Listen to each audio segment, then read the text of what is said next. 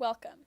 In this video, we'll be finding the density of post-1982 and pre-1982 pennies. The density of a substance is the relationship between the mass of a substance and how much space the substance takes up.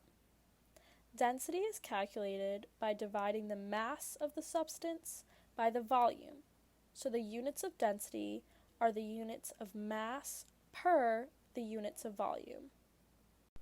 The most common unit of density, which we will be using in this experiment, is grams per milliliter, which is equivalent to grams per cubic centimeter.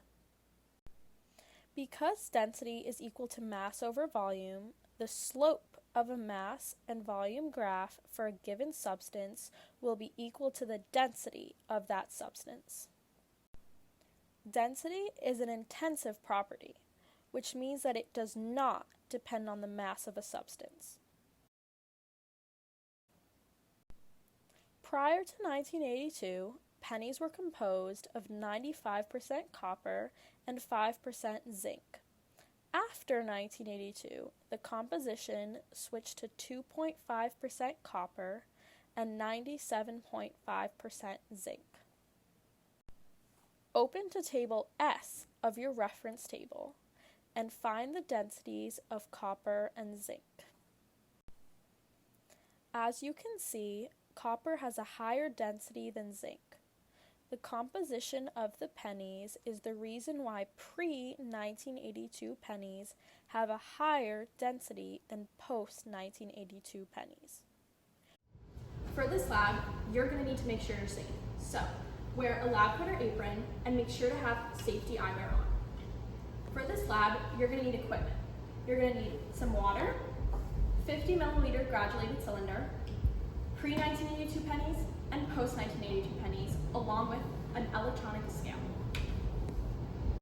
Now, take a dry graduated cylinder and fill it up with 40 milliliters of water. To measure, bend down so that you are at eye level with the water line. Do not lift up the graduated cylinder.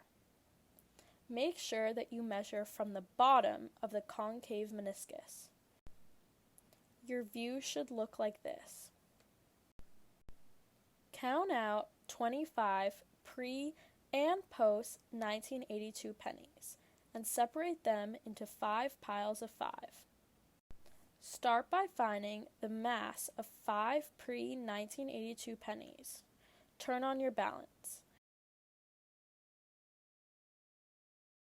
Click the Z button to tar the balance. Make sure that your scale is set to measure in grams. If it is not, adjust the units using the unit button on the balance. Place the pennies on and record the mass. Take your graduated cylinder and gently slide in the pennies. Do not drop them in, because water splashing out will affect your measurements. Slide them.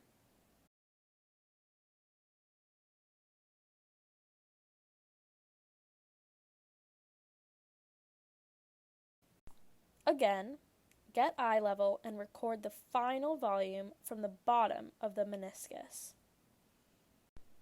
We will use the markings on the graduated cylinder to know that this volume is definitely between 41 and 42 milliliters, and the final digit will be an estimate. We recorded this volume as 41.7 milliliters. You are recording the total volume of the water and the pennies, and you will need to calculate the mass of the pennies by subtracting the initial volume of the water from the total volume.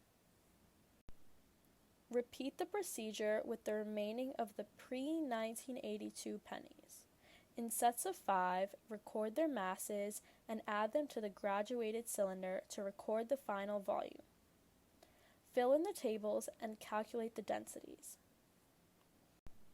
Empty the graduated cylinder and repeat the entire procedure with the post-1982 pennies. Now you're going to plot 2 graphs of mass versus volume. The first graph you're going to create using a sheet of graph paper and a pencil. The second graph is going to be done on Excel. If you're not sure how to do a graph on Excel, there's a lot of great tutorials on YouTube. Now, when you're graphing, make sure that you make one graph of mass versus volume, and you're going to have two lines on that graph.